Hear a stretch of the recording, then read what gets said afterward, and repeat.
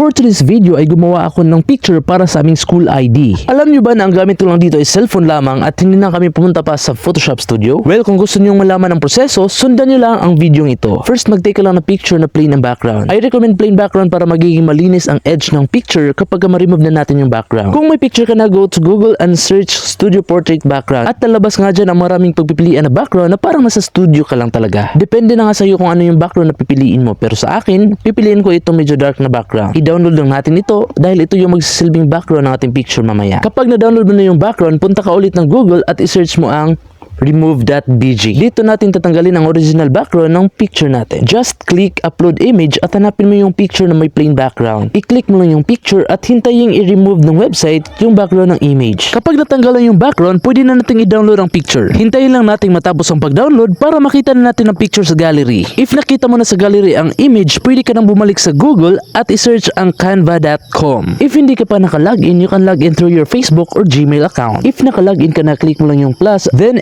import file, click media picker, then you can click the 3 slashes in the upper left corner. Scroll down and click gallery. Then click the studio portrait background na na-download natin kanina. Click use in the new design button at magre-redirect na yan sa mismong website. If na-upload mo na yan, sunod naman natin i-upload ang picture na wala ng background. Same procedure pa rin, click upload files, then click device. Click media picker, then the 3 slashes in the upper left corner. Scroll down and click gallery. Then click the picture with transparent background. Now it's already uploading and hintayin mo lang matapos ang pag-upload. If tapos na, i-click mo lang yung picture at automatically mag-a-appear yan in front of our studio portrait background. I-adjust mo lang yung picture depende sa gusto mong size. If okay na ang size, click mo lang yung export button na nasa upper right corner. Then click download and choose file type. Here you can see different choices but I recommend you to choose PNG or portable network graphic. If you're done, click mo lang yung download button na nasa ibaba at hintayin lamang matapos ang pagda-download ng ating picture. When the downloading is done, click mo lang yung open at dyan makikita nyo na hindi pa malinaw ang picture at need pa talaga natin siyang i-enhance. Well, don't worry dahil may alam akong photo enhancer app na napakadali lamang gamitin. At ito na nga ang Remini application. If wala ka pang ganitong app, punta ka lang sa Play Store at i-search mo yung Remini application. Click mo lang yung install at hantayin matapos. Dahil meron ako naka-install sa device ko, click ko na yung open. At ganito ang makikita mo pagka-open mo sa application. I-click lang natin yung picture na gusto nating i-enhance at i-click mo na rin yung enhance button. Dito ay may lalabas na advertisement. Panoorin mo lang yan at skip kung may lalabas na skip button. At ito na nga yung resulta ng image pagkatapos nating i-enhance. Talaga namang mapapawaw ka sa ganda at linis ng transformation. I-click na natin yung save at dito may lalabas na naman na isa pang advertisement. I-skip lang natin ulit yan at yun pwede na siyang i-save sa gallery. Kung sa tingin mo ay nakakatulong sa iyo ang video nito, huwag kalimutang i-like, share, and follow na din sa profile ko para maging updated pa sa mga susunod kong video tutorial. For shoutouts, just leave message at the comment section.